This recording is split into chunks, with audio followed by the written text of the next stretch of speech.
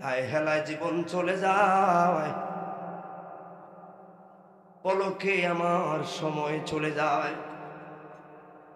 এই তো একটু আগে যেন তাহেরি হুজুর আসবে, কত আশা কত প্রেরণা জাগাইল, আমি শান শুনবো আর শুনবো। এর মাঝে তাহেরি হুজুর চলে গেছে, মাঝখানেও 1 ঘন্টা প্রায় বিদায়। 28 বছর আগে বলুন, 2025 সালে মাঝখানে একজন নয়, প্রায় 2 ডজন খানিক মুসল্লি আমার বিদায়। এই জন্য বলি বাবা,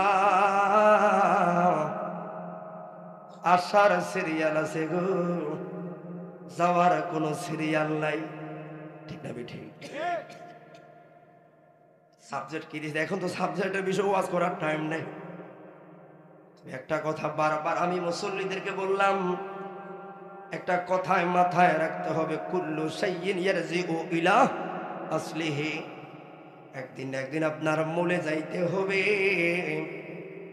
আমাকে হয়তো নামাজে জামাতে নামাজের গুরুত্ব, দান সদকা, বন্ধুরে আমার নবী বললেন, উম্মত যদি কোনো উম্মত দৈনিক 20 বার 20টা বার যদি শুধু মরণকে স্মরণ করো, 20 বার যদি মরণকে স্মরণ কইরা গো জীবন চলে যাও, এই মাঝখানে যদি হঠাৎ কইরা মারা যায়, আমার নবী বললেন তোর মরণটা একটা শহীদের মর্যাদা পাওয়া যাইব।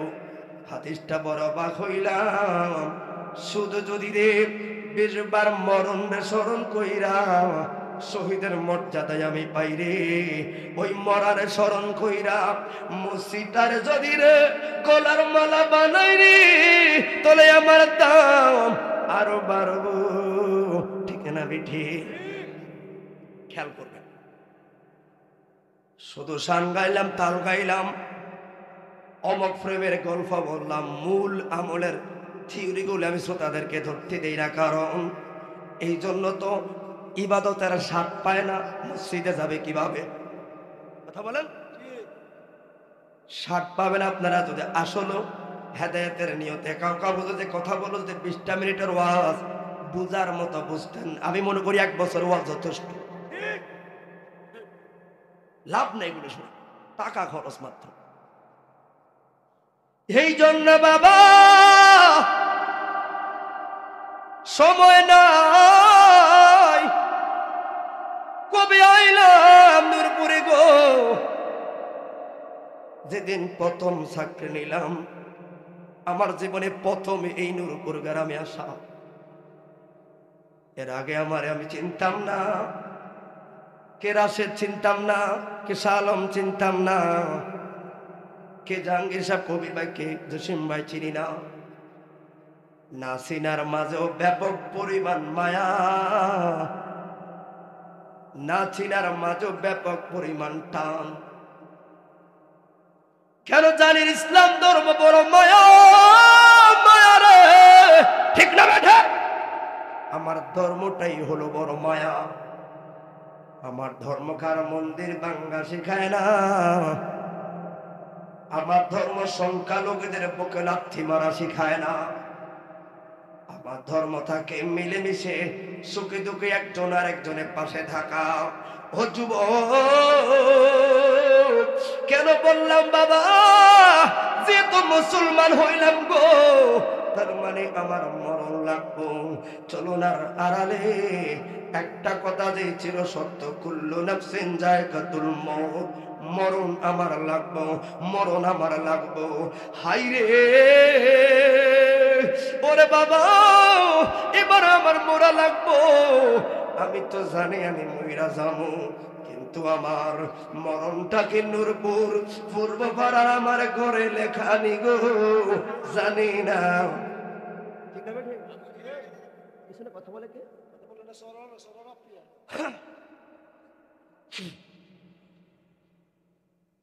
আমার কোন জায়গায় মরণ হবে কে বলতে পারবেন?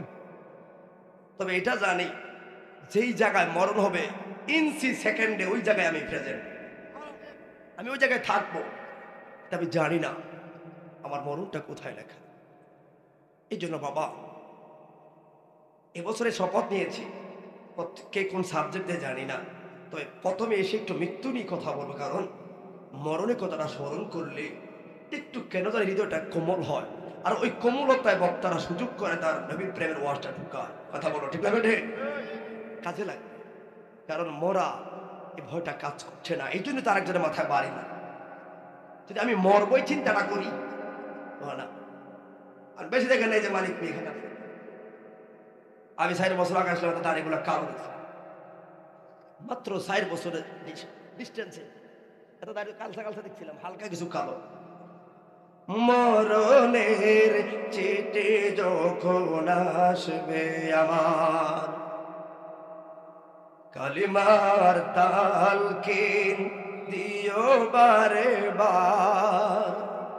মরণের চিঠি যখন আসবে আমার, কালিমার তালকিন দিও বারে বার। প্রাণ ভরে দেখব চেহারা তোমার, ডেকে নাও রোজা তোমার রাসূলুল্লাহ।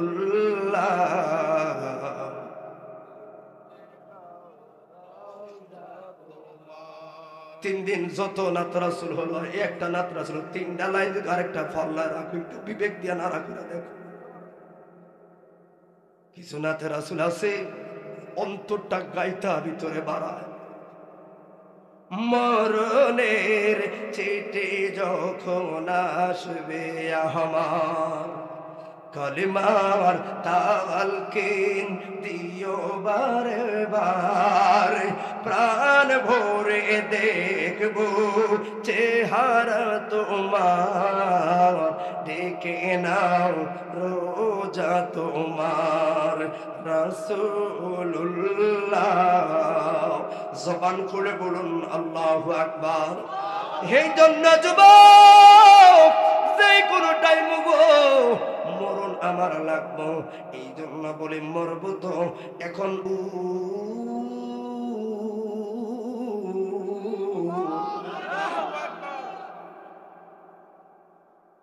তোমার কোন জায়গায় মরণ হবে জানো না, ট্রেনের তলে বইরা মরণ জানে না গো, তবে যেই জায়গায় মরণ ওই জায়গায় আমি প্রেজেন্ট। ঠিক না বেঠি? আয়াতের ব্যাখ্যা আমি পয়েন্টে পয়েন্টে বলে যাই। আল্লাহর পয়গম্বর হযরত সুলাইমান আলাইহিস সালামের প্রথম উজির হামিল ইবনে বুরখিয়া, এটা আসিফ বিন বুরখিয়া না, ওনার ভাই, এই জন্য বুরখিয়াটা বংশগত খেলা। বন্ধুরে যখন উনি প্রথম দরজাটা খোলার দায়িত্ব ছিলেন, খেয়াল করবেন, যেই মাত্র দরজাটা খুলল উনি দেখতে পাইলেন এমন একজন বিকট চেহারা লোক দ্বারা এমন দূর একটা থাবা মারতে চাইল। এবার ওই পাগলা দৌড়াইয়া সুলাইমান পয়গম্বর গেছে কানলেন, আল্লাহর নবী গো, ও সুলাইমান নবী গো, এমন লোক আমি জীবনে দেখি নাই গো। আল্লাহু আকবার। বিশাল বিকটের চেহারা, আমাকে খেয়ে ফেলবে ভেবেই আসলো। আমি তো তারা জানা মতে ক্ষতি করি নাই, কি করা লাগবে বলো? মেহরবানি কইরা বেবিলন রাজ্যের কাসলা নামের শহরে পাঠাইয়া দাও। কালকে না মঞ্চে আলোচনা করলেন যে আমার ওই বেবিলনের জন্য একজন গভর্নর দরকার। আল্লাহর পয়গম্বর আমারে পাঠাইয়া দাও গো, ওই জায়গায় দয়া যায়। কেমনে তোমারে পাঠায়াম? আপনার কথা না বাতাসে শুনলো, আপনার কথা না সবাই শুনে, আর দেরি করবা না, ওই জায়গায় আমারে পাঠাইয়া দাও। যেই কথা সেই কাজ গো। সঙ্গে সঙ্গে সুলাইমান নবী বাতাসকে বললেন বেবিলনের ওই জায়গায় পাঠাইয়া দাও। ঠিক পরের দিন আবার সকাল 10:30টায় ভদ্রলোক এসে আবার সুলাইমান নবীকে সালাম দিলেন। সুলাইমান নবী ডাক দিয়া বলেন, পাগলা রে, এমন ভাবে ধমকটা দিলা আমার পাগলায় তো ভয় পাইল। এই লোকটা কেউ নয়, উনি হলেন মালাকুল মউত। মালাকুল মউত ডাক দিয়া বলেন, পয়গম্বর আমি তো অবাক হইয়া গেলাম। কি জন্য? এখান থেকে বেবিলনের দূরত্ব হলো 2000 মাইল, তার মানে হাইটা গেলে 2-3 মাসের সময় লাগবে। ওই সময় কোনো বিমানের ব্যবস্থা নাই, কোনো কিছুর ব্যবস্থা নাই গো। কিন্তু দুঃখের বিষয় হইল এই ভদ্রলোকের মরণ যে লেখা আগামীকাল সকাল 10টায়, মরার জায়গা হলো বেবিলনের জায়গায়। আমি অবাক, হায় রে, এই লোক যে সুলাইমান নবীর দরবারে, কিন্তু তার মরণ লেখা বেবিলনে। হিসাবটা মিলাইতে পারলাম না। ওই সময় কোনো বিমানের সিস্টেম নাই। আমি কি করব? সুলাইমান নবী গো, এই তৃষ্ণা পাইয়া আগের দিন আয়া এমন একটা ধমক দিছি গো, ওই ধমকে ভয় পাইয়া এখন সকাল 10টা বাজে, আমি ওই গেলাম, যাইয়া দেখলাম সেকেন্ডে সেকেন্ডে, ইঞ্চি ইঞ্চি আমার মৃত্যু করিল ওই জায়গায় উপস্থিত। তার মানে কি বুঝলেন? মরা যেই জায়গায়, ওই জায়গায় আমি থাকবো। কথা বলুন ঠিক না বেটি? বলে এই কে বলা কিসে বলো কেন? 12টা বাজে বস করতে পারবা? জিনিস আমি যদি 10টা বাজে বলতাম, আমি ভাগ দিয়ে কথা থাকতাম। তা বুঝছেন? হিসাব কিছু বুঝেন বাজের। এই মুহূর্তে তাহির ভাইয়ের বড় ডোল গাই আসতে এই কথা বলবেন। আল্লাহ পাক অহংকার থেকে মাফ করুক। এখন আমরা যে কাঁচা গলা ওয়াজ করি, ওনারা এখন অধ্যক্ষ করে না, 100 মিনিট ওনারাই করছে। আর 10টা বাজে বহাইতে তখন দেখতেন কি করি ঠান্ডায় আজান হাতে ছোট বল টাইম আজান দেখতাম আমরা। কারণ এখন আমাদের কাঁচা যৌবন মাত্র ছোট। আমরা তাহির ভাই 100 মিনিট বাগাইছে, ঠিক নেই? অহংকার করছে, আল্লাহ পাক মাফ করুক। এই মুহূর্তে 12টার পরে আমি যদি ভাগ দেখে কালকে মাহফিল করা লাগবে না, হসপিটাল যাওয়া লাগবে। কথা কি বুঝেন? এখন চাইলেও প্রেশার দেওয়া যাবে না, কোথায় উজাড় করে সুদ দেওয়া যাবে না। কারণ রাত্র যত বসবে তত কি কণ্ঠ বসে আসবে, আর শরীরের প্রতি জুলুম হবে। সূরাতুন নাবাহ 30 পারা আপনি দেখবেন, আল্লাহ পাক মানুষের রাত্রকে দিয়েছে নিদ্রার জন্য। কথা বলেন, নিদ্রার জন্য। তো আমরা নিদ্রা যাচ্ছি না, প্রতি মুহূর্তে কথা বলি। আমার মুসল্লি, এই মসজিদের মুসল্লি কয়জন? হাত তোলেন। বাসিনি? আলহামদুলিল্লাহ। আমার আলহামদুলিল্লাহ। তা আরো আইবন ইনশাআল্লাহ। তাহলে আপনি খেয়াল করেন, এতদিন কথা শুনলেন একরকম, এখন এই ছোট্ট 5 মিনিট টপিক স্টেটে ব্যতিক্রম। যে লোকটা 2500 মাইল দূরে, অথচ মরম লেখা 24 ঘন্টা, কিন্তু তার পথ হলো প্রায় 2 মাসের রাস্তা। ওই জায়গায় নিলেন কে? কথা বলেন কে? এবার বলুন, আজরাইল কার কার কাছে আসবে না? হাত তোলেন। আসবো। ওসিলা হলো ক্যান্সার, ওসিলা হলো স্ট্রোক, আরে ওসিলা হলো অ্যাক্সিডেন্ট। কিন্তু ভদ্রলোকের কোনো দোষ নেই, অথচ কাম গড়ায় আজরাইল। যেদিন আজরাইল এই কথাগুলো খেয়াল করবেন, কারণ ভিন্ন জায়গার কথা এক জিনিস। আমি আজকে আমার মুসলিমদের সামনে কথা বলবো, অনেক চিন্তা ভাবনার বিষয় আছে এখানে। ভাই, আজরাইল এই সত্যে আল্লাহ থেকে ইস্তেহার নিয়েছে যে আল্লাহ অসংখ্য বাচ্চা পেড়ে ওই সময় মা রুহুটা নেওয়া লাগবে। কতটা পাষাণ আমি আজরাইল। অসংখ্য নতুন বধূ বাসর করে, ছেলেটা বাজার থেকে ফুল কিনতে গিয়ে অ্যাক্সিডেন্টে মারা গেল। গত বছর উত্তরা ফ্লাইওভারের নিচে পড়ে ছেলে বিয়ে করে বউলে রওনা দিছে, 2 ঘন্টা পরে বাসর ঘর হবে। উত্তরার ফ্লাইওভার ভেঙ্গে, চাক ভেঙ্গে 3 জন মরে রয়েছে। আজরাইল বলবে খারাপ লাগবে, কিন্তু রহমান কিন্তু আমাকে কেউ যেন গালি দিতে না পারে। আল্লাহ বলে, আজরাইল যা, রূহ নিবি তুই। আমি দোষ পালাবো ক্যান্সারে, রূহ নিবি তোমা, দোষ পালাবো বাসের অ্যাক্সিডেন্ট করিয়া মামলা দিয়া আরেক বেড়ারে ফাঁসি ঝুলায়, কিন্তু মূল দোষী আজরাইল। ইতানকে খবর পায় না।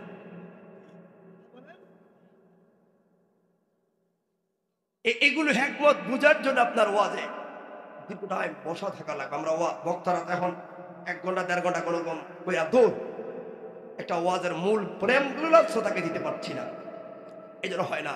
তো তাহলে দেখুন আমি কোন জায়গায় মরণ হবে ওইটা বললাম। এবার মরার সময় আজরাইল আসবে, আচরণটা কেমন হবে আপনি কি জানেন? না। কেন? আজরাইল দেখা যায় না, যে লোক মারা যায় শুধু সেই দেখে। কথা বুঝেন? এবার আপনাদের একটা কথা বলি, যখন লোকটা মারা যায়, মরার ঠিক মাত্র 30 সেকেন্ড আগে একটু তাকাইবা, খেয়াল করে ভালো করে কথাটা। বাবা অসুস্থ মারা যাবে, খেয়াল করেন, কিংবা 1 মিনিট আগে তাকাইবা,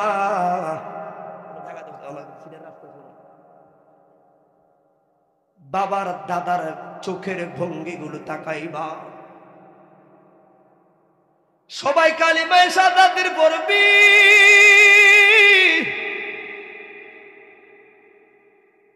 ময়রা দেখলাম রে, সবাই বাবার জন্য মায়া, সবাই কাঁদলো, কান্দার বীরে এটো বললো খাটান, কান্দার বীরে বলে কেউ যে আমার কিন কাফরানো, কান্দার বীরে কেউ আমার কোদাল, কেউ মাটি কাটতে যাও, তার মানে যাতে মাতাল তালে ঠিক। সবাই কানলো মায়া, সবাই আমার জন্য কানলো মায়া, কিন্তু আমার আত্মাটা পলকে পলকে তাকায়া চায় তোদের মায়া না, এটা হলে তোদের দুনিয়ার বাহানা। ওর যেই বাবা 70টা বছর মেহনত কইরা সংসার জোগাইলাম, সবাই কান্লি রে, কিন্তু কান্নার বেরো দেখলাম আমার মেয়ের বড় জামাইটা, এ জামাই দৌড়াইয়া গেছে রে বাজারে, ওমা 3টা কাপড় তো আমার জামাই লইয়া আইছে, তার মানে আমার জামাই কানলো, কিন্তু আমার রাখার ইচ্ছা আমার জামাইয়ের নাই। আমার ছোট্ট ভাইটা দেখলাম দৌড়াইয়া বাঁশ কাটতে গেল রে, আবার কান্দে, তাহলে কান্দাটা হলো বাহানা, মূল জায়গায় আমার ভাই তো চায় না আমি থাকি। ওরে আমার স্ত্রী যার লাইগা এত মায়া রে, ওই স্ত্রী কান্দে, কিন্তু তারপরে দেখি আমার স্ত্রী বলে আপনারা কইব মরা মানুষ করে রাখুন ভালো না।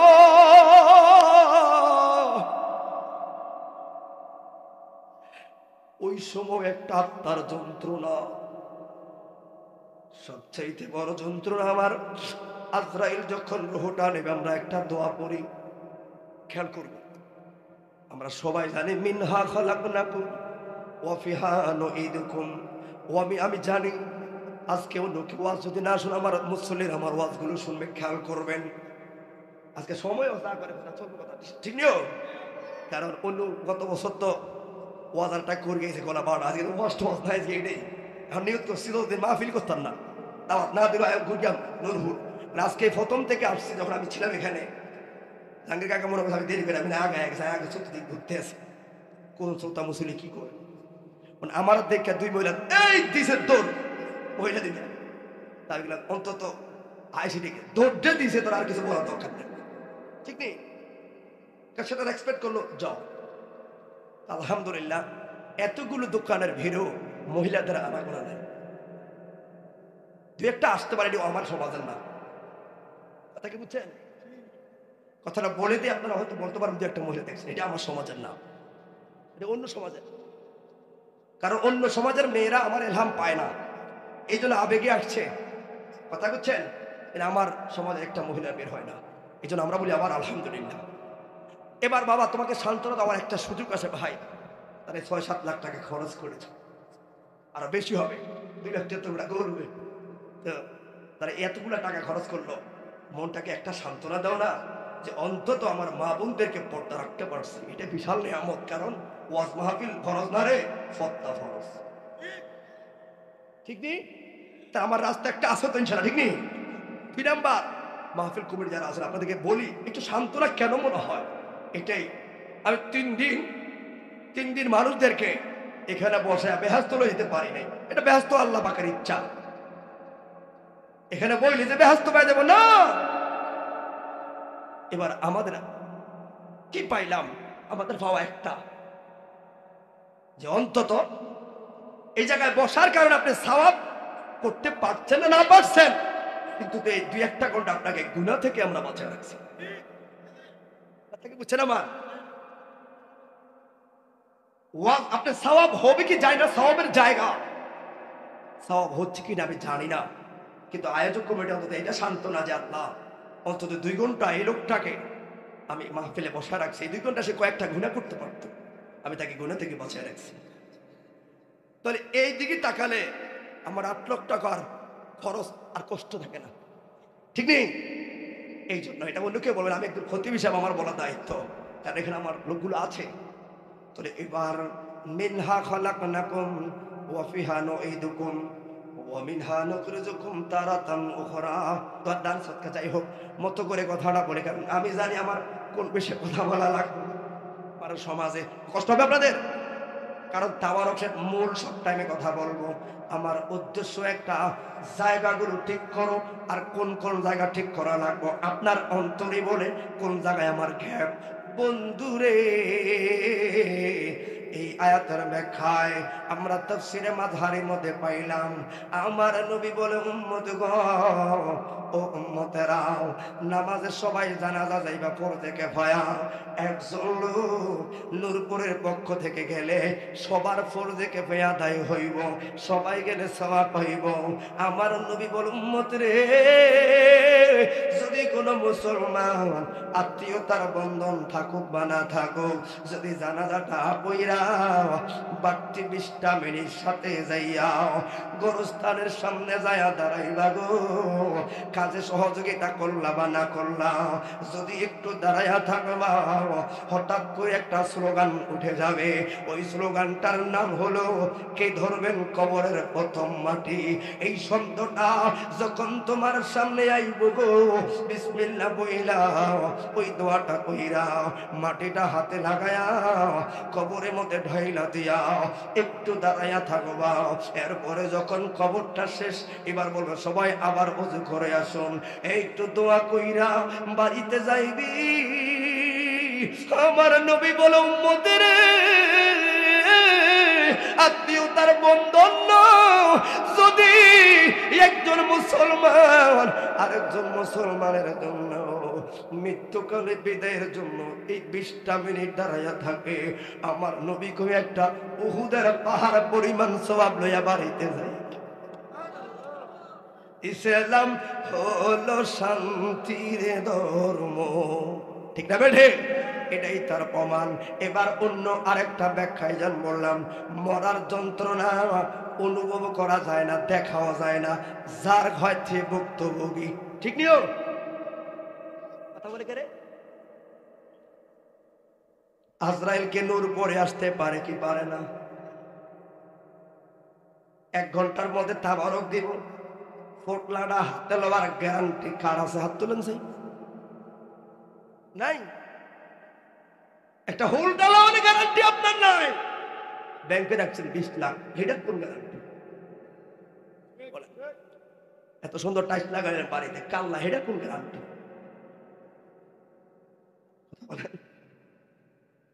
আপনি তো নিজে বললেন সবার সামনে, আধা ঘন্টা মাঝকে আপনার গ্যারান্টি নাই।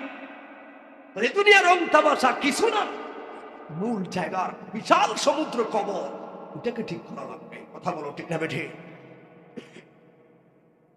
এই জন্য বলি বাবা, ও মুসল্লিরা গো, খেয়াল করবা, এই যে আল্লাহর কোরআনের আয়াত একটু বাচন ভঙ্গিতে বলি, আজরাইল আইব, আজরাইল আমার বাবা শুধু দেখবো। আমার যেমন কত 3 দিন আগে আপনারা জানেন শাহপুরের যেই দিন 11 তারিখ পীর সাহেবের সাথে আমার কথা ছিল যাব, মতলবে মাহফিল আমি যেতে পারি নাই। আব্বা হঠাৎ করে গ্যাস বেড়ে গেল। আমার বাবা বলল, বাবা যদি শরীরের কন্ডিশন খারাপ দেখো, টাকা খরচ করে বাবার আইসুতি নিবি রে। কিন্তু আমি বললাম, বাবার আইসুতি নিও না, মৃত্যুর কোন ঘনায়া দেখলে চেহারায় আমার ছেলে বুঝবো, আমার ছেলে বুঝবে যে আমার বাবা থাকবে না। অনুরোধ করি আমার ডাক্তারের কাছে, মেডিকেলে আইসিইউতে বরিয়া মূল্যবান কালিমায়ে শাহাদাতের রহমত থেকে আমার বঞ্চিত কইরো না। অসংখ্য বাবা মেডিকেলে মারা যায় গো, ওই জায়গায় নাস্তিকদের আস্তানা, কালিমার জায়গা না। ঠিক না বেঠা? বাবারে তোদের প্রতি আগে আমার ছিল, দুনিয়ার মানুষে কইবে আর একটু চিকিৎসা করলে হয়তো বাঁচতে পারবো, দরকার নাই। কারণ ডাক্তারে না রে, আল্লাহ চাইলে এখানে আমার বাসায়। মূল কথা হলো বাবা, যখন ডাক্তার বলো যে কোনো জায়গায় বলো, বুঝতে পারো সীমারেখার বাহিরে, মেডিকেলে যদি থাকে অন্তত আইসিইউর কথা বলো, তাহলে ধোকা। বাবার ডাইরেক্ট বাড়িতে লইয়া আইবি, আইসা তোর মা সহ তোরা চতুর্দিকে বইসা একটা শুধু আবদার, বারবার সাথে কালিমায়ে শাহাদাত আব্বার কণ্ঠে তোরা শুনাইয়া দিবি। তোদের কাছে আর কিছু চাই না। এই জন্য বলি যুবক ও বন্ধুরে, ওই জন্য আমি দেখতে পাই কথা বলেছি, বন্ধুরে আজরাইল আইব, যার ব্যথা সে বুঝবো। ইমাম গাজ্জালির চন্দ্রের মধ্যে পাইলাম আপনারা এটা কোরআন আয়াত, কারণ কোন নবীদের তথ্যভিত্তিক কথা বলতে গেলে কোরআন ছাড়া বলতে পারবেন না, কারণ নবীদের ঘটনা আল্লাহর কোরআন ছাড়া যদি কেউ বলে তাহলে এটা হলো বাটপার। কারণ কোরআন ছাড়া কেন বলবেন? কারণ নবীদের পূর্বের নবীদের কি ঘটনা আল্লাহ না জানলে নবী জানছে কেমনে? ঠিক না? এই জন্য আমরা বলি বাবা, হযরতে ঈসা আলাইহিস সালাম আজরাইল আসবে, মৃত্যুর যন্ত্রণা হবে, এই বিশ্বাস আছে না নাই? আবার আজরাইল আসবে, মরার পরে কবরে আযাব হবে, এই বিশ্বাস আছে না নাই? নামাজ না পড়লে কবরে আযাব, এই বিশ্বাস আছে না নাই?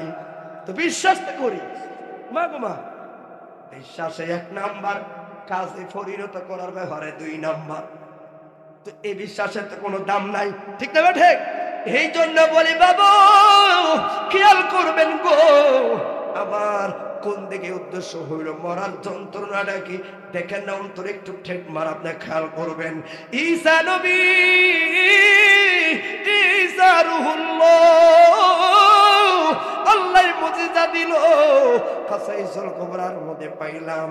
বন্ধুরে আল্লাহ পাক ওনাকে বলল, ঈসা জীবিত মানুষ, আল্লাহ মরা মানুষ জীবিত করার ক্ষমতা দিলেন। ঈসা নবী মরা মানুষ জীবিত বানাইতেন আল্লাহর ইশারায়। রাস্তা দিয়া গেল গো, যেই মাত্র দেখলো একজন মধ্যবয়সী মহিলা চোখের পানি ছাইরা কাঁদলো। হাইরে ওই মহিলার কান্না এমন দেখা যায় গো, এবার টেনশনে পড়া গেল। হাইরে এই মহিলা একবার চোখের পানি ফালাইয়া কান্দে, আবার হাসে, আবার চলো না, আবার কেমন জানি কথা বলে। ঈসা নবী বলেন, সর্বনাশ, এটা তো আমারই উম্মত, তোর একটু দৌড়াইয়া যায়। যেই মাত্র দৌড়াইয়া গেল, আল্লাহু আকবার, খেয়াল করো, যেই মাত্র দৌড়াইয়া গেল, ঈসা নবী ডাক দিলেন, মা।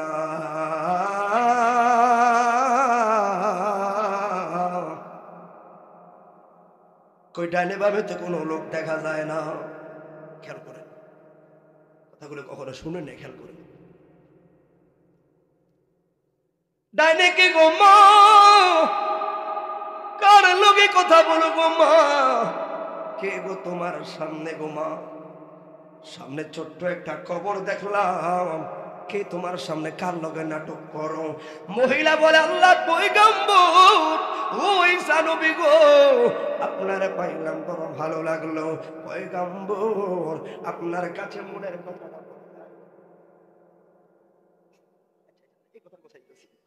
আমার অনুরোধ করি, কথাটা খেয়াল করবেন। শুধু এই কথাটা বলে আমি শেষ করব 10 মিনিটের ভিতরে।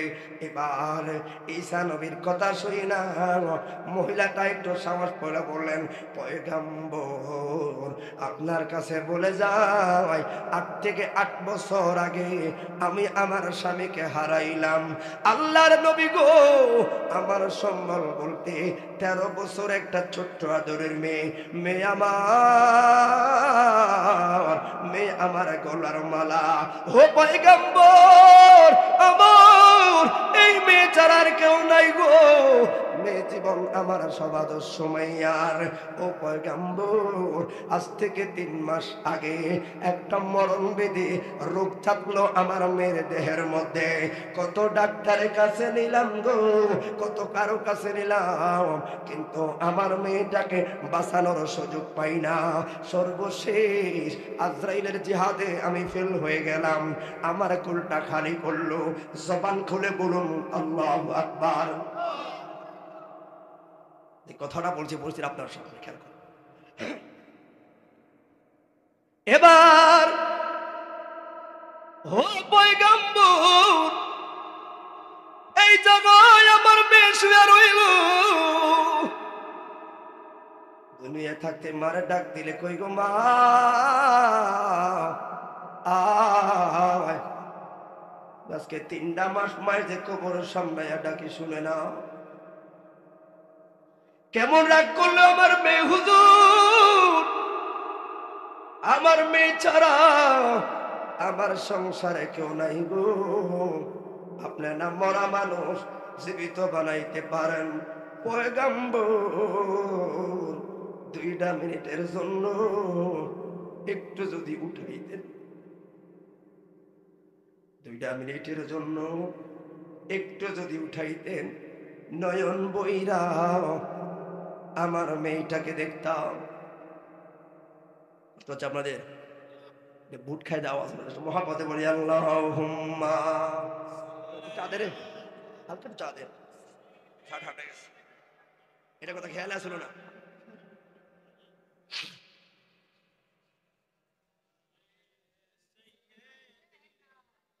উজ্জ্বলে করে তোমার ডাক দিলে এ পাগলার দিকে সায়রে, ও দয়াল দয়াল ধীরে ধীরে ফিরে ফিরে সায়রে। জবান খুলে বলুন আল্লাহু আকবার। বললাম এবার ঈসা নবীর কথা শুই না, মহিলাটা বললেন পয়গম্বর 2টা মিনিটের জন্য উঠাও। 2টা মিনিট হইলে আমি নয়ন বইরা আমার মেয়েটারে দেখতাম। ঈসা নবী ডাক দিলেন, মা এটা ঠিক হবে না গো মা, যেই জায়গায় ওই জায়গায় তুমি থাকতে দাও, কারণ মার আবেগ। ওই মহিলা বললেন, পয়গম্বর লাগবো না গো, তুমি আপনার জায়গায় থাকো, মার মনে বড় দুঃখ। ঈসা নবী এবার বললেন, মা একটু তুমি সইরা যাও। কবরের সামনে গিয়ে বললেন, কুম্বি ইজনিল্লাহ,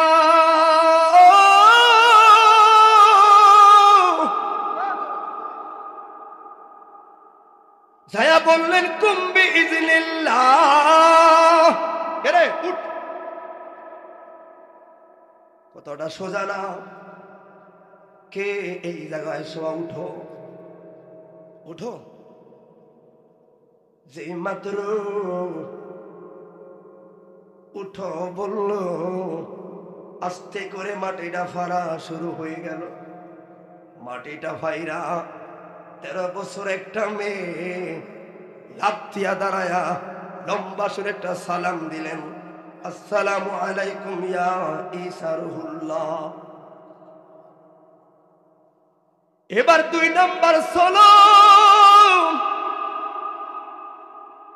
আসসালামু আলাইকুম ইয়া ঈসা রুহুল্লাহ। 3 নাম্বার সালামটা দেওয়ার আগে গো মেয়ের মাটা বললেন, মা মারে আজ থেকে 3 মাস আগে এই কবরে তোমার রাখলাম। 3 মাস আগে তোমার যখন দাফন করলাম তোমার চুলগুলো ছিল কালো কালো, এখন দেখা যায় তোমার চুলগুলো হলো সাদা। কারণটা কি? ওই মেয়েটা মার ডাক দিয়া কয়, মা সন্তানের পিছনে বলো, সামনে বলো, বাহিরে বলো, সর্বক্ষেত্রে মা বাবা হলো কল্যাণকামী। মা বাবা চায় না সন্তানের ক্ষতি। ও মা, সর্বক্ষেত্রে সন্তানের দুঃখে মা হয় দুঃখী, কিন্তু আমার বেলায় এমন হলো কেন গো মা? কেমন হলো? ও মা, নিজের মা হইয়া কেমনে আমার কপালে এত বড় বাড়ি মারলা গো মা? ও মা, কেমনে এত বড় ক্ষতি করলা গো? মা হইয়া কেমনে আমার এত বড় ক্ষতি করলা গো মা? কয় কিসের ক্ষতি করলাম মা? আমার বড় ক্ষতি করলা গো মা, বড় সর্বনাশ হয়ে গেল মা, আমার এত বড় ক্ষতি তুমি করলা। মেয়েটা কানতে কানতে, ওই মেয়েটা বারবার বলেন, এবার মা ধমক দিয়া বললেন, কিসের ক্ষতি বললাম? মেয়েটা বললেন, জননী ক্ষতির রাস্তাটা হলো এই জায়গায়। আজ থেকে 3 মাস আগে মনে আছে নি গো মা আমার মরার ঘটনা? কয় হ্যাঁ। ও মা, যেই মাত্র আজরাইল আমার দেহে বসলো গো,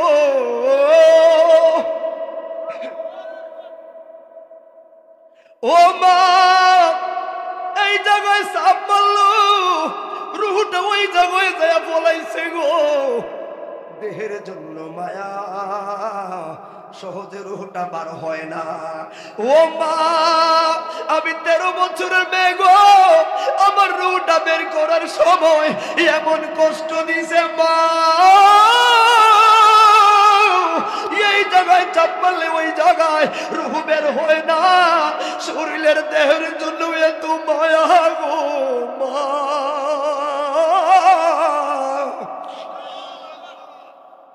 সর্বশেষ চাইপা চাইপা বুকের মধ্যে রুহটাই আনলো। ওই সময় মনে আসেনি গো মা, আমার নিঃশ্বাসটা বড় হইল। বাবা মরছে, দাদা মরছে, দেখবেন শেষ প্রান্তে রুহটা নিঃশ্বাসটা বড় হইয়া যায়। ওই সময় তার বুকের মধ্যে রুহটাই আনে মা গো।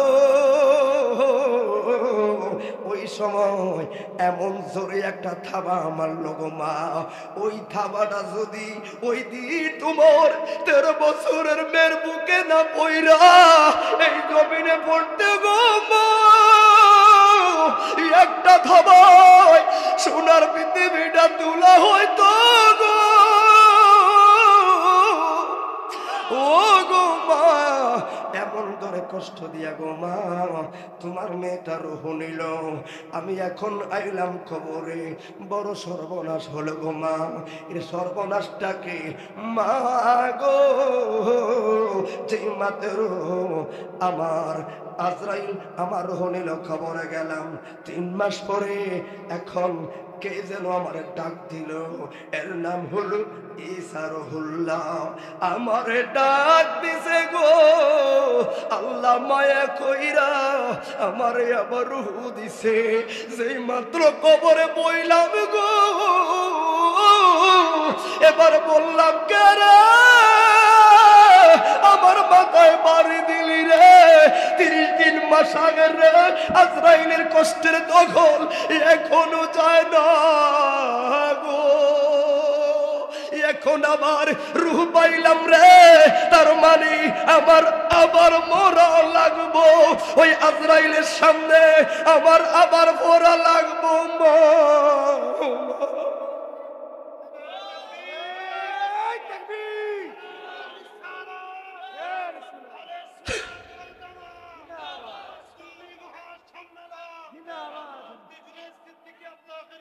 তার মানে 3 মাস আগের কষ্টের দখল যায় না,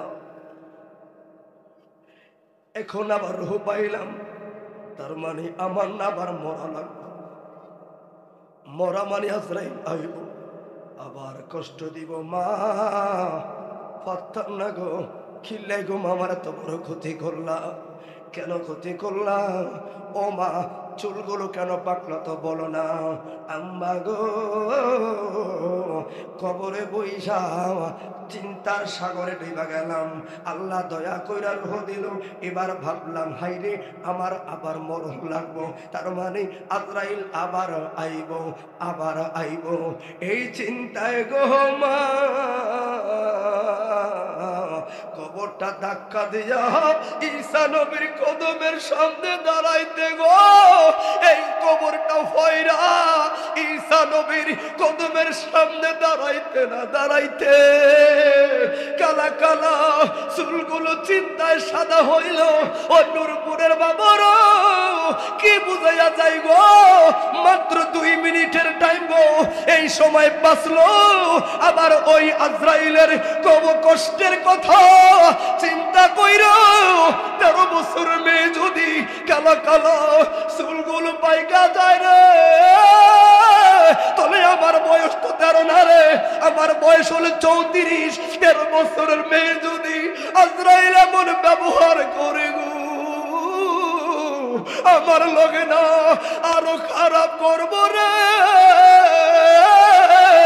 দুঃখের বিষয় হইল আমার আদরের ছেলেটার সামনে বসা, আদরের মেয়েটার সামনে বসা, সবাই রং তামাশা করব আর সবাই সুখের ভাগ লইব,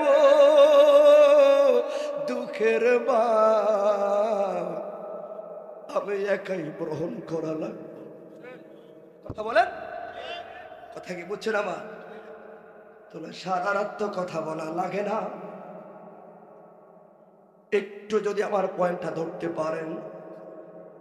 চলনার বাহানায় আপন কেউ নয় রে, আপন যিনি রে তিনি এখনো আমার জন্য কান্দেন সোনার মদিনায়। কথা বলুন ঠিক না বেঠি? এ বিশ্বাস আছে না নাই? এই জন্য তো বলি আমরণে চেহারা মোবারক দেখিও আকা, কাছে বসে কালেমাটা পড়িয়ে দিও। কে কে কালেমাটা পড়তে চান হাত তুলে দেখান। নারে তাকবীর, আল্লাহু আকবার, নারে রিসালাত, আহলে সুন্নাত ওয়াল জামাত জিন্দাবাদ, আল্লামা মুফতি জুনায়েদ সিদ্দিকী তাইরি সাহেব জিন্দাবাদ, জিন্দাবাদ। ঠান্ডা লাগছে তো আসলে, আব্বাকে নিয়ে করতে করতে ঠান্ডা লেগেছে। এই যে ক্ষেত্রে বাপ মা অসুস্থ দেখবেন, ছেলে মানুষের হুঁশ থাকে না। আমার গাছে কিছু আসলে কইতে পারতাম, আমি খালি দৌড়াইছি, পরটা বুঝে আমার ঠান্ডা লেগেছে। খেয়াল করবেন, বুঝেন মরণে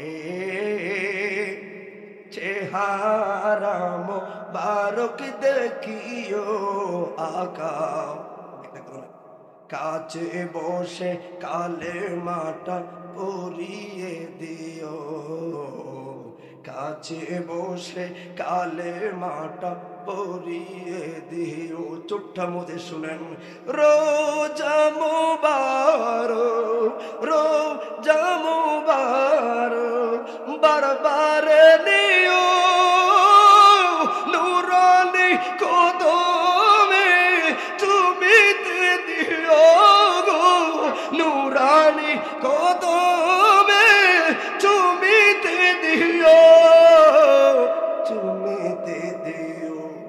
আমার রূহটা, আমার রূহটা বের হতে হাসিটা দিও, আমার রূহটা বের হতে হাসিটা দিও, তোমার নূরানি হাত আমার কফলে দি। এই জন্য বললাম এশকে রসুল আমরা অনেক কাছা। কয়েকদিন আগে থেকে এইটা যদি চট্টগ্রাম এই টাইমে শ্রোতাদের সামনে এত রসুল গাইতাম, মুরব্বিক আগে যুবক ছেলেরা পাগল হয়ে যাইতো। আমার রোহটা বের হতে হাসিটা দিও, তোমার নূরানে হাত আমার কপালে দিও। রোজা মুবারক ইয়া রাসূলুল্লাহ ইয়া হাবিবাল্লাহ,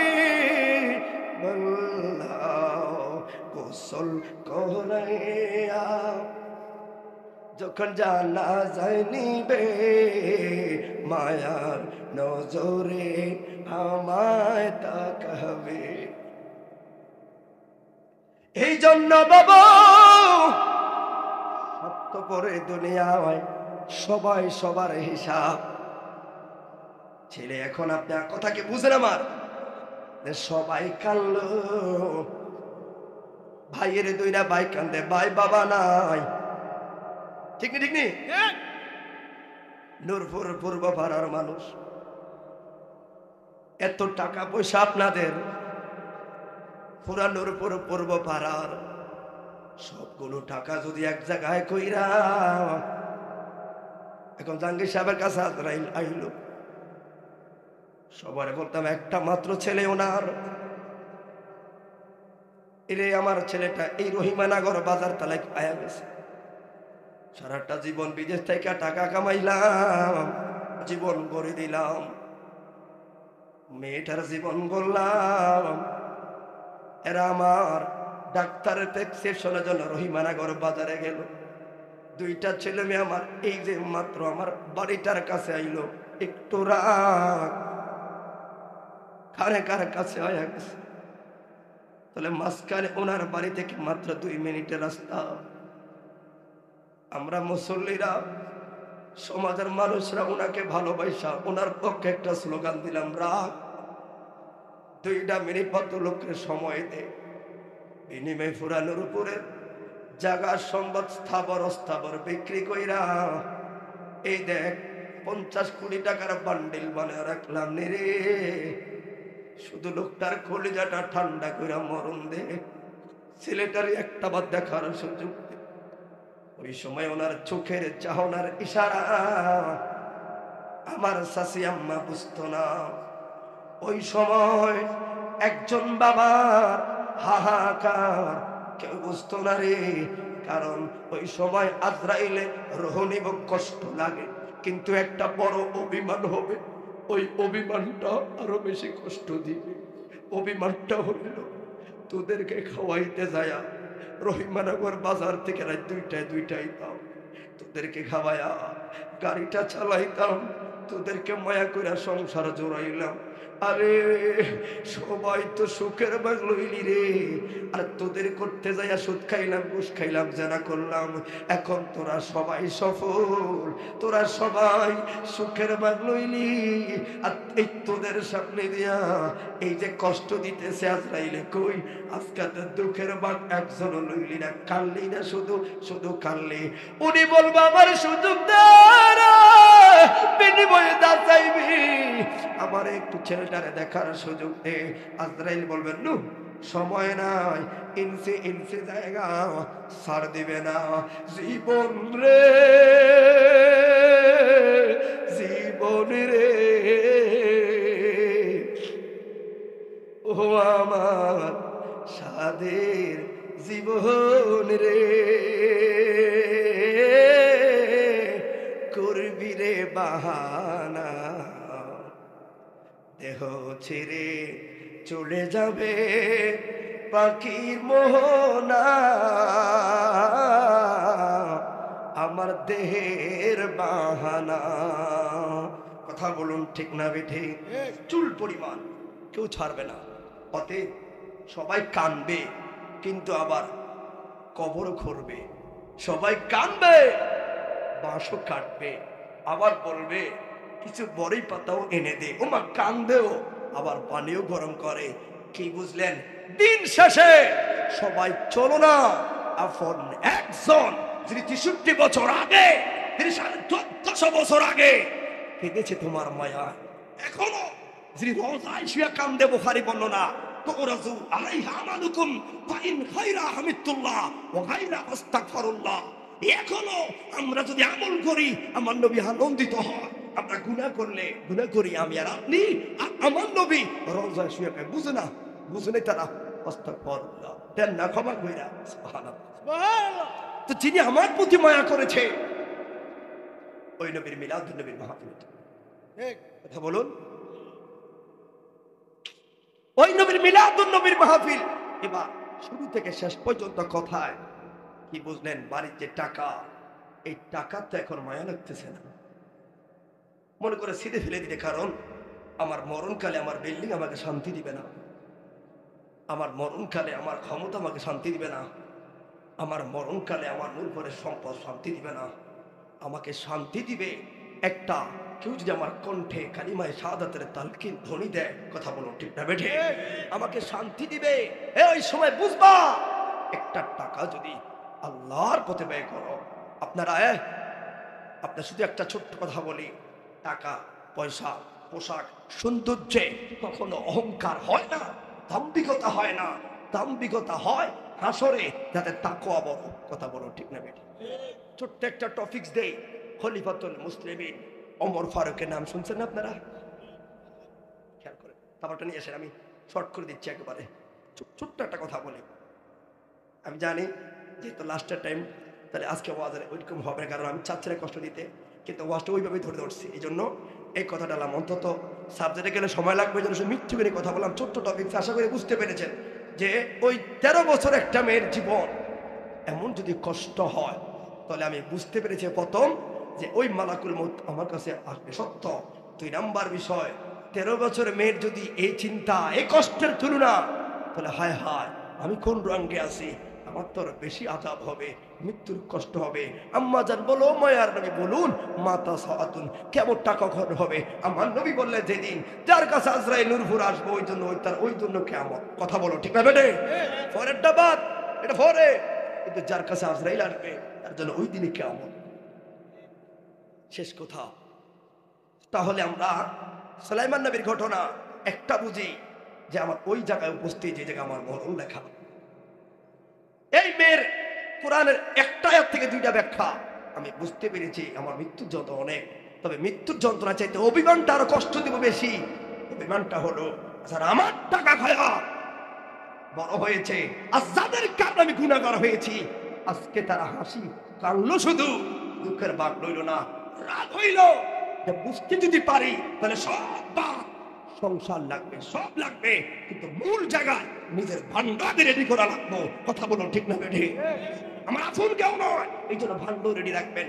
আমরা প্রতি বছর আসলে এখানে কালেকশনে কিছু না, আমরা শুধু প্রতি বছর আমরা কিছু সদস্য অ্যাড করি, ঠিক না? অ্যাড করি। এত বড় মাহফিল কালেকশন করতাম, তাহলে কালেকশন লাগতো সময় লাগে 2 ঘন্টা, ঠিক নেই? আমরা করি না কেন? প্রতি বছর দেখা গেছে 2 জন লোক 3 জন, অন্য সময় দেখা গেছে যে লোকটা প্রতি বছর 20,000টা করে দিয়ে যাচ্ছে।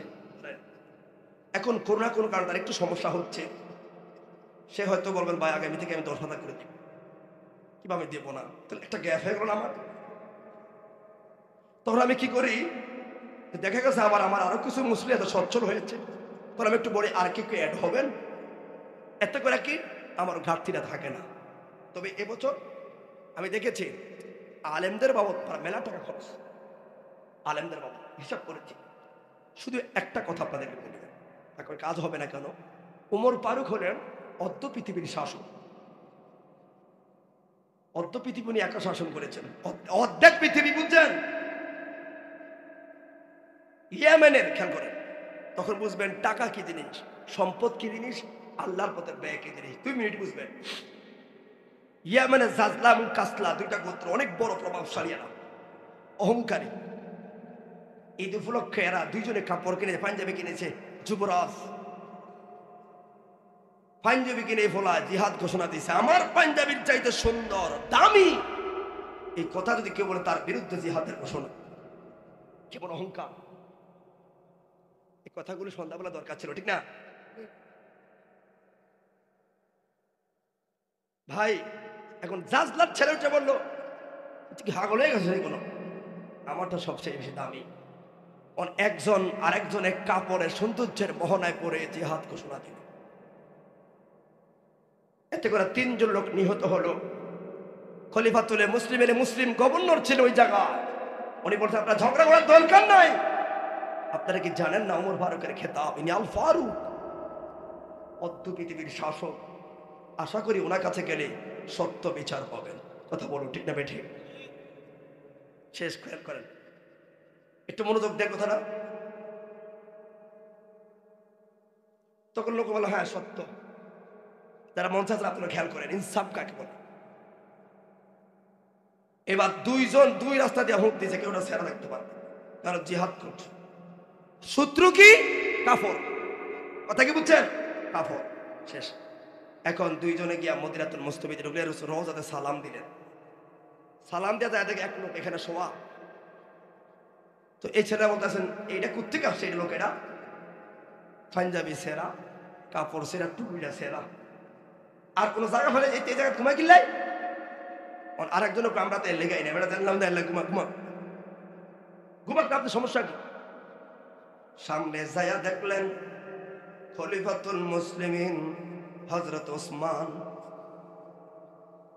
ইনসাফ কাকে বলে?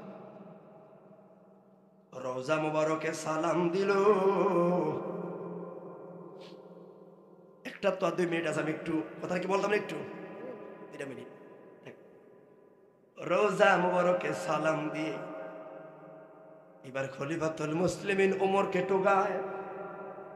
এরা ভাবলো অদ্য পৃথিবীর শাসক, কত বড় না জানি মহল হবে, কত দামি কাপড় পরবো গো, কত আলিশান প্রাসাদে থাকবো। সামনে গিয়া দেখলেন ওসমান নামের গনি বেলে ধবধনি সাহাবী একটা গেঞ্জি একটা লুঙ্গি পইরা রওজাতে জিয়ারতরত অবস্থায় আছে। সালাম দিল আল্লাহর নবী, সাহাবী গো, অদ্য পৃথিবীর শাসক ওমর কই কই গো? সালাম দিয়ে বলেন গভর্নর। কেন? কই 2 জন লোক বিচার দিতে আসলেন, একজন ইয়ামেনের জাজদার, একজন কাসলা, 2 জনে সরদারের দামি দামি ছেলে।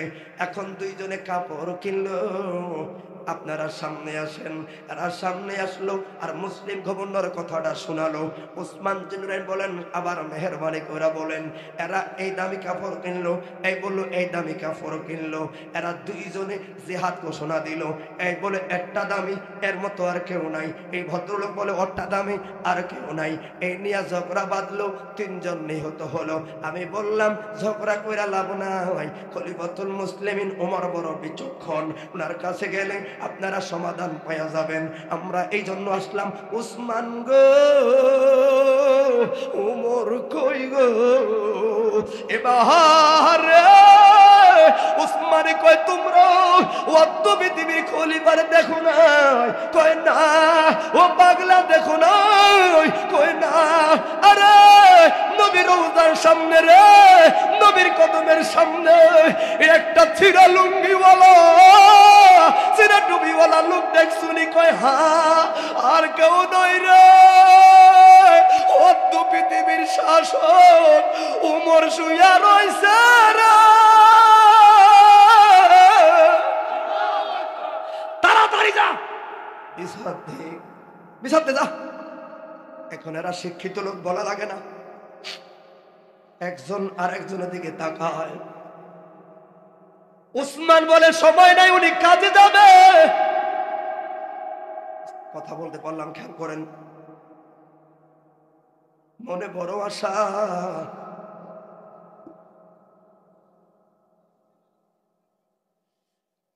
যাক। এখন একজন আরেকজনের চেহারা দিকে তাকায়। ওসমান কয় যান না, তাড়াতাড়ি যান। এবার জাজলার যুবক বলে ওসমান লজ্জা দিয়েন না, বিচার আমরা পেয়ে গেছি। এখনো তো ওমরের কাছে যান না, বিচার পাইলেন কেমনে? ওই কাসলা নামের গোত্র লোকটা কয় ক্ষমা করবেন, এই কথাটা দ্বিতীয়বার তুলেন না।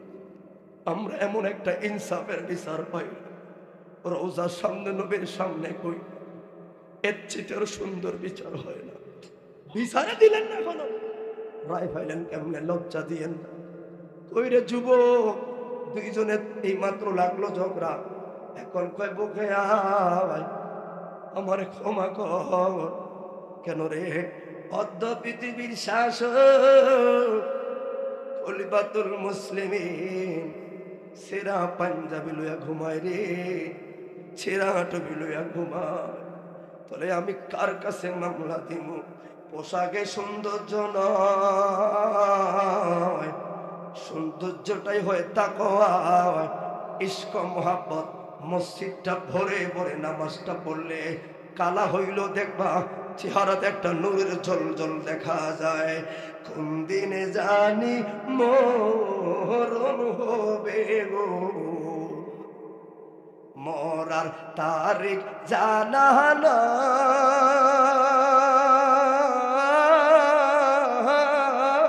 নাই, মরণ কালে একবার হইল রে নবীর দেখা পায় রে, সোনার জীবন গুনায় গুনায় গেল। আমি সংসার সংসার কইরা ববে গো, আমি করলাম না বন্দিগি,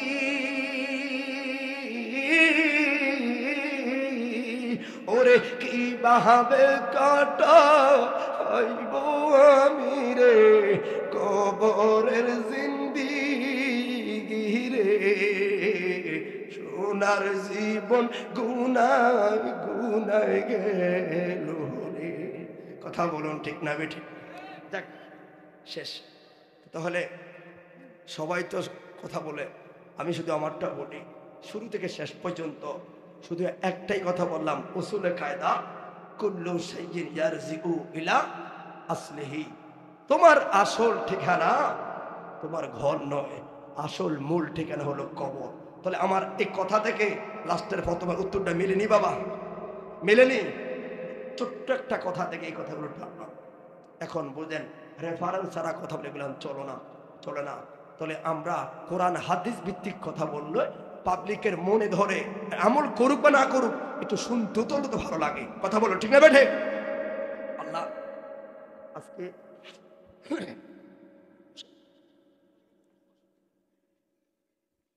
চিটাঙ্গে মানুষ আইলে তারা মজা, তারা নাতরা শুরু করলাম আমি হালে হে পালে, দিন শেষে দেখলাম আমি জিরুর তলে, জিরুর তলে দুনিয়া মোহনা, কয়দিন আমি থাকবো না, হিসাব মেলায়া হাত দেখলাম আমার বান্ড খালি রে, আমার ঘরে পাড়া দিয়া আমার ছেলে সফল রে। কথা বলেন? আরে ও আজ শুনলাম 3 দিন লাগায়া, কিন্তু মূল সেক্টর একটা, কুল্লু শাইইন ইয়ারজিউ ইলা আসলিহি। এই জন্য যদি আল্লাহ আমাকে রিজিক দেয়, আল্লাহ যদি আমাকে রিজিক রাখে আগামী বছর পর্যন্ত, তাহলে আগামীর মাহফিলের অন্তত প্রয়োজন আমাকে দাওয়াত দিবেন না, কিন্তু আলেমদের সাবজেক্টটা আমাকে একটু বলবেন, যে কোন সময় কোন টাইমে কোন সেকেন্ডে কোন বক্তার কোন সাবজেক্ট লাগবে, অন্তত আমি এটা একটু আপনাদের চেয়ে ভালো বুঝবো। ঠিক নেই? কথা কি বুঝতে পারছেন? কারণ রাত্র 1টার পরে কি বলা লাগবে, ওই সময় অন্তরটা আমার এমন নরম থাকে, কেউ থাকে ঘুমে, ওই সময় সব প্রকৃতির নীরব, একজন একজন বান্দার কাছে আসতেই বলে, উঠ বান্দা ও, তোর স্ত্রী ঘুমায়, অথচ তুমি যে গুনাহগার, তোমার স্ত্রী কিন্তু জানে না, উঠো উঠো, আমি রহমান।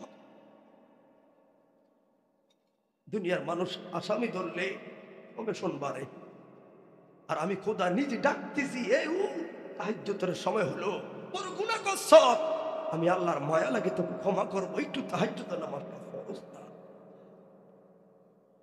যত গভীর হয়, বান্দার কাছে এসে শোনায়, বান্দা উঠো উঠো, এই জন্য আমরা আল্লাহর রহম থেকে নিজের কারণে সরে গেছি। কথা বলুন ঠিক না বেঠিক? সেই রহমের আশায়, সেই রহমের মোহাব্বতে আমি আগে বলছি, হয়তো এই শব্দ বাচন ভঙ্গি আপনার কাছে বিরক্ত লাগতে পারে। 1 মিনিট, আজকে 1টা বাজে আমরা টোটাল ক্লোজ হওয়ার কথা, তো 10 সব মিলে 1:30টাই তো। আপনার হিসাব থেকে আধা ঘন্টা বেশি হলো। 1000 মানুষের ভিতরে 2 জন লোকের দ্বারা বেশি বিরক্ত লাগলো। কিন্তু আপনি কি জানেন, একজন লোকের কাছে যতটা সময় যায় তার কাছে আনন্দ লাগে, সময় যতবার তার আফসোস লাগে। বন্ধ করিস না, চালে যা, কেন একটু শান্তি লাগে। কে জানেন? আমার মা, আমার বাপ যারা খবর আছে। কোরআন হাদিসের কথাগুলো 3 দিন ব্যাপী আলোচনা চলছে। কে রে ও নূরপুর বুড়িবারা, তোরা কারা রে? তোরা কোরআন হাদিসের আসর বসালি রে। তুমি কোরআন হাদিসের শব্দগুলো কবরে বাড়ি খাইলি, একটু শান্তি লাগে। কে গো তোরা? এগুন তোরা কে? আল্লাহু আকবার কইতেন না? এক জায়গায় আমরা গুনাহগাররা সফল। আমি আর কিছু করতে পারি না, আমার মাইকের সাউন্ডটা আমি খেয়াল করি নাই। অথচ কোরআন আয়াত এখন আলেম তেলাওয়াত করেছে, আমি খেয়াল করি নাই। কিন্তু যারা অন্ধকার কবরে সেকেন্ডের দৃষ্টি যারা সরে নাই, তারা বড় আনন্দিত আছে। কিছুটা হলো তাদের লাঘব হয় আদা। তাহলে আমরা অন্তত এদের দিকে তাকাইলে আধা ঘন্টা বেশি গেলে আশা করি ঠকি নেই। কথা বলা ঠিক না ঠিক?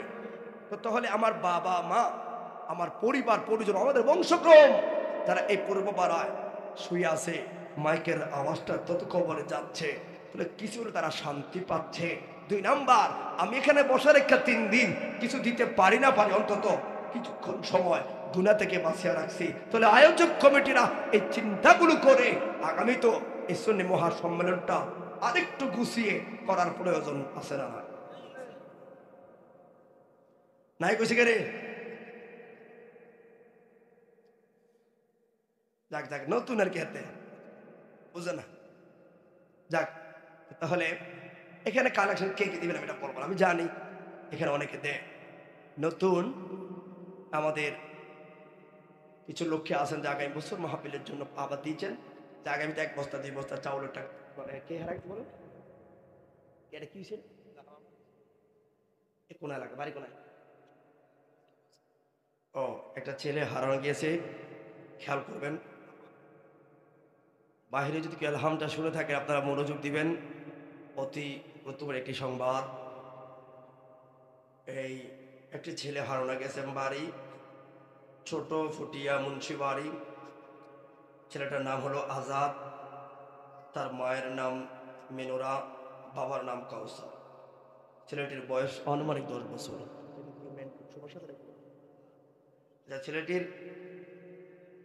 ছেলেটির মানসিক অসুস্থ কিনা জানি না, তবে ছেলেটার নাম আজাদ, ছোট ফুটিয়া মুন্সি বাড়ি, কাউসার ভাইয়ের ছেলে। যদি তুমি কোথাও থেকে থাকো, দোকান পাড়ে থেকে থাকো, তুমি এই মুহূর্তে স্টেজে আমাদের সামনে চলে আসো। যদি আমাদের এই মাহফিলের আউন্ডারে থাকো, কারণ আমি জানি যতটুকু তুমি এদিকে হয়তো থাকতে পারো, আবেগে ঘুরতেছো, যে তোমার বাবা মা খুব টেনশন করতেছে তোমার জন্য, বাবা খুব টেনশন করতেছে, তোমার মা কান্নাকাটি করছে তোমার জন্য। তুমি বাড়িতে এই মুহূর্তে না গিয়ে তুমি আগে আমাদের কাছে আসো, ঠিক নেই? তুমি বাড়িতে যাইতে আধা ঘন্টা 1 ঘন্টা সময় লাগবে, আমার কাছে আসতে 5 মিনিট, আর তোমার বাবার কাছে কল যাইতে লাগবে আরো 1 মিনিট। 6 মিনিট তোমার বাবাকে সান্ত্বনা দিতে পারো, ঠিক নেই? তুমি বাড়ি যাইতে 1টা ঘন্টা লাগবে, তার মানে আরো 54 মিনিট তোমার বাপ মা কাঁদবে। আমি চাই না তোমার বাপ মাকে কাঁদাতে। আচ্ছা, এদিকে চলে আসো বাবা। কে কে কে গলি করে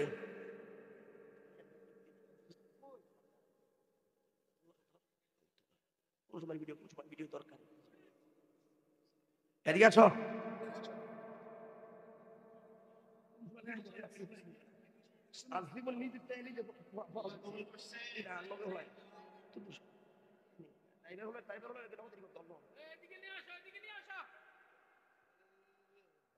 এ খবর দেন, দেখছেন রহমতের দুয়ার কাঁধ ধারে।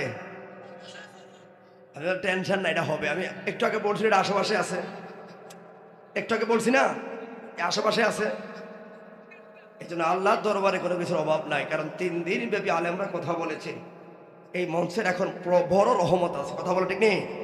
আর এখানে কত আলেমরা বসেছে, কত দিকের শ্রোতারা এখানে বসেছে, এক একজনের পায়ের ধুলা লেগেছে। আজকে দাম জায়গাটা বড় দামি।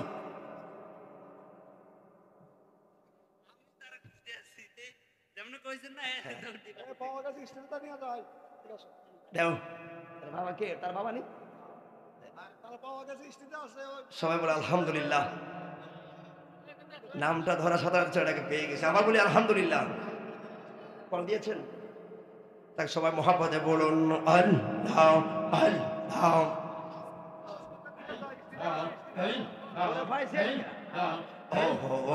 মাহবুব মৌলা রে কি নামেতে ডাকবো তোমারে, আহা আজকার মাহফিল কবুল করো রে আমার নূর নবীজির খাতিরে, আহা আজকার মাহফিল কবুল করো রে আমার বাগদাদের খাতিরে, আহা আজকার মাহফিল কবুল করো রে আমার কাউকাবে বাবার খাতিরে, আমার আজকার মাহফিল কবুল করো রে সকল মুসল্লি বাবাদের খাতিরে, আহা ও মাহবুব মাওলা রে মারহাবা।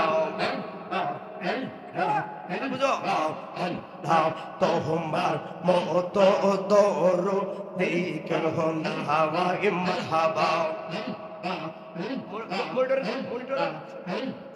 নাম শহরনে করে নিধান দয়ার বিকা চাওয়াই ওরে এলাহি মারহাবা।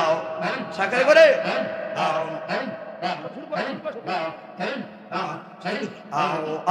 ওরে এলাহি আর ফিতা মতর মন পল মদিরি গর্বে পাঠাইল জরা ইউত দিলায়া মাই ঠাই ওরে এলাহি।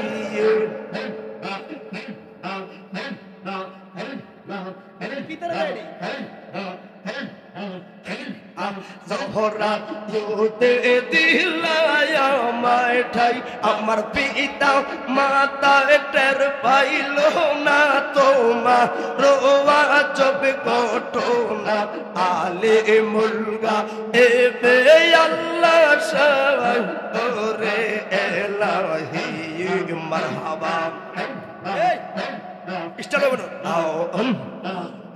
না ওরে এলাহি কি সুন্দর দেহ বানাইয়া এই বেদে পাটা এলা তাই তো আমরা করতেছি বহরাই আমার মরণ কথা স্মরণ হয় না চির তিনি কেউ পয়সা রয় না আরে মরণ কথা স্মরণ হয় না চির তিনি কেউ বেসে রয় না কোন দিন জানে আমি ময়রা যাই ওরে এলাহি আমার দয়া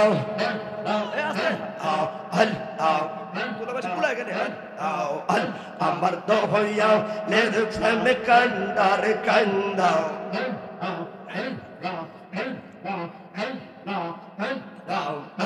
আমার দয়া নির্ভেম কান্দার কান্দাও সোনার জীবন সাওয়াগ মারহাবাও। আমার মুর্শিদ নীল হাওয়া হাওয়া আর মন কারিয়াও আর কেমন কোহরে নীল রে এমন আর প্রেমে রে ডাকতে ইয়া গো মারহাবা।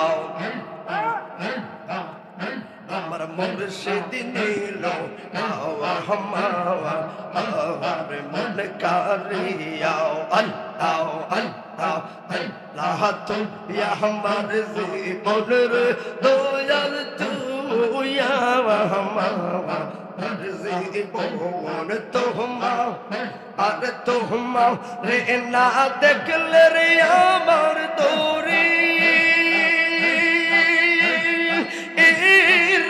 নাম ওলে গো তো আমার জীবন রে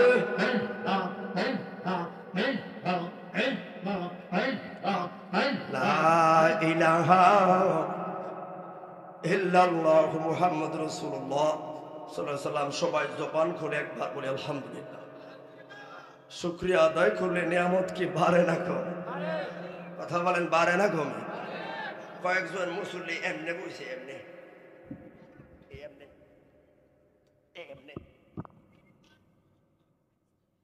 ঠিক নেই?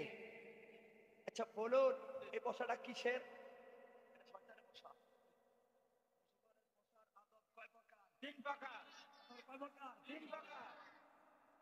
আপনি কি 3 প্রকারের ভিতরে আছেন? কথা কি বুঝেন? একজন মুসলমান মাহফিলে আসবে হেদায়েতের নিয়তে, তার প্রতিটা হাঁটাতে হতে সওয়াব হতে হবে। কথা বলেন, একটা মুসলমান মাহফিলে আসবে হেদায়েতের নিয়তে, তার প্রতিটা সেকেন্ড যেন আমলের নিয়তে থাকে। আপনি বসলেন শয়তানের মতো, কারণটা কি? রাগ হইতেছেন আমার কথা? কারণ আমি চাচ্ছি আপনাকে একটা হেদায়েত মুখী করতে। সারা বছর তো ওয়াজে শুনলাম, এই জন্য 3 প্রকার বসার আদব, এর মধ্যে সর্বশ্রেষ্ঠ আদব হলো নামাজের শুরুতে বসা। কথা বলেন তো, নামাজের শুরুতে বসতে যদি আপনার কষ্ট হয়, এরপরে খাবার যেভাবে খায় ওই শুরুতে বসবেন। কিন্তু আপনি এইভাবে হা উঠে বলে কিনতেন। দলিল কি? রাসূল পাক মেরাজে যখন যায়, তখন এক ভদ্রলোক কুফালের ভিতরে জুতা দিয়া বাইরা, হাই রে আল্লাহ নবী মেরাজ যায় রে, নামাজ আনবো। তার আমার কপালে হুইসার বাড়ি শয়তান আর কি। নবী যখন নামাজ নিয়ে আসলেন, তখন দেখলেন পাগলায় এমনি করে জুত করিয়া টেনশন। আপনি এই শুরুতে বসলেন। এই জন্য বলি বাবা, একজন মুসলমান বাথরুমে যাবে পায়খানা করতে, ওখানে সওয়াব। স্ত্রীর কাছে যাবে মেলামেশা করবে, ওখানে সওয়াব। সে গোসল করবে ওই জায়গায় সওয়াব, সে আসবে ওই জায়গায় সওয়াব, যাবে ওই জায়গায় সওয়াব, সে তক্র করবে ওই জায়গায় সওয়াব, রাস্তায় হাঁটবে ওই জায়গায় সওয়াব, যদি নবীর আদর্শকে ফলো করে। কথা বলো ঠিক না বেঠিক? মন গড়া জীবন, মন গড়া চলা। আজকে আপনার দেশ, এই কথা বলে কে? মন গড়া জীবন আপনাকে অনেক পিছিয়ে নিয়ে গেছে বাবা। আসুন মন গড়া জীবন থেকে একটু উদ্ধার হয়ে কোরআন হাদিস গতিতে একটু জীবনটা চালায়। যদি চলতে পারেন, শান্তির অভাব নাই। কথা বলো ঠিক না বেঠিক? প্রথম দিন আপনার কাছে বিরক্ত লাগবে, দ্বিতীয় দিন আরেকটু কম লাগবে, আস্তে আস্তে 10 থেকে 12 দিন পর তখন কোন কোন ঠান্ডার মাঝে লাফ দিয়ে উঠে ঠান্ডায় গোসল করে উজু করে ফজরের সময় মসজিদে যাই, তো আপনার কাছে ভালো লাগবে। কেন?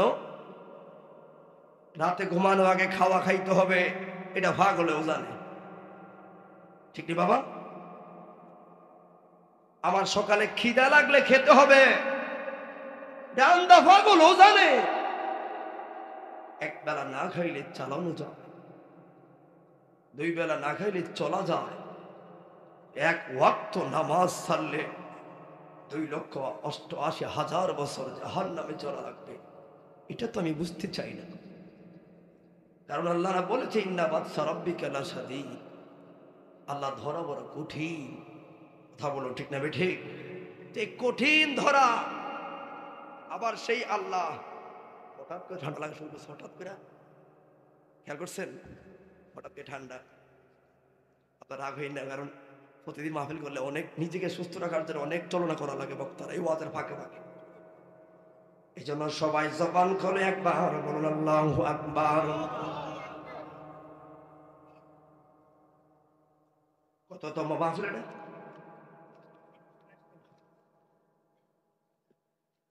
28তম মাহফিলের প্রথম মাহফিলে ছিলেন এমন একজন মুসল্লি, হাত তোলেন। প্রথম বছর ছিলেন কে? প্রথম বছর 28 বছর আগে।